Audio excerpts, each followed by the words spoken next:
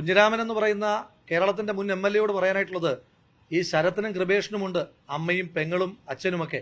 ആ അമ്മയും പെങ്ങളും അച്ഛനുമൊക്കെ കഴിഞ്ഞ 6 വർഷക്കാലമായി അവരുടെ കുടുംബത്തിന്റെ ഒരു നാടിന്റെ താങ്ങായ ചെറുപ്പക്കാര് അതിദാരുണമായി അകാരണമായി കൊല്ലപ്പെട്ടതിന്റെ പ്രയാസത്തിലാണ്. അതിനേക്കാൾ വലിയ വിഷമമൊന്നും കുഞ്ഞിരാമന്റെ കുടുംബത്തിന് ഉണ്ടാകുന്നില്ല. ആ വിഷമം കുഞ്ഞിരാമന്റെ കുടുംബം അങ്ങ് സഹിച്ചാൽ മതി.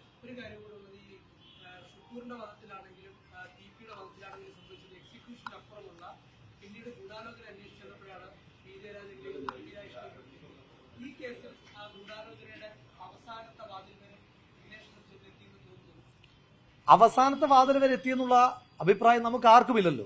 ഇതിനകത്തൊക്കെ ഒരു കാര്യം ആലോചിച്ചു, ഈ കൊലപാതകമെല്ലാം ഒരേ സ്വഭാവത്തിലല്ലേ നടക്കുന്നത്? ആളുകൾ മാത്രമല്ലേ മാറുന്നുള്ളൂ. TP എങ്ങനെയാണ് കൊല്ലപ്പെടുന്നത്? TP കൊല്ലപ്പെടുന്ന മാതൃകയിൽ തന്നെയല്ലേ ശരത്ലാലും കൃപേഷും കൊല്ലപ്പെടുന്നത്? TP കൊല്ലപ്പെടുന്നത് എവിടെയാണ്? TP കൊല്ലപ്പെടുന്നത് ഒഞ്ചിയത്താണ്. ശരത്ലാലും കൃപേഷും കൊല്ലപ്പെടുന്നത് പെരിയയിലാണ്.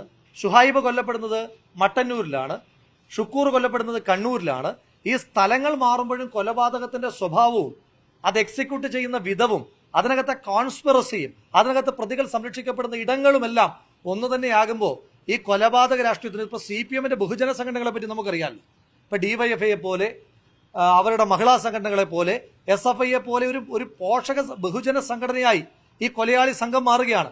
ആ കൊലയാളി സംഘത്തിന് ഇപ്പോൾ അവരുടെ ബഹുജന സംഘടനകൾക്കൊക്കെ ഏതെങ്കിലും പ്രധാനപ്പെട്ട നേതാക്കന്മാരാണല്ലോ ചുമതലക്കാർ. ഈ കൊലയാളി സംഘം എന്ന ബഹുജന സംഘടനയുടെ ചുമതലക്കാരൻ കേരളത്തിന്റെ മുഖ്യമന്ത്രി ശ്രീ പിണറായി വിജയൻ തന്നെയാണ്. ഒരേ മാതൃകയുള്ള കൊലപാതകങ്ങൾ ഉണ്ടാകുന്നതും ഒരേ തരത്തിൽ അവർ സംരക്ഷിക്കപ്പെടുന്നതും അതുകൊണ്ടാണ്.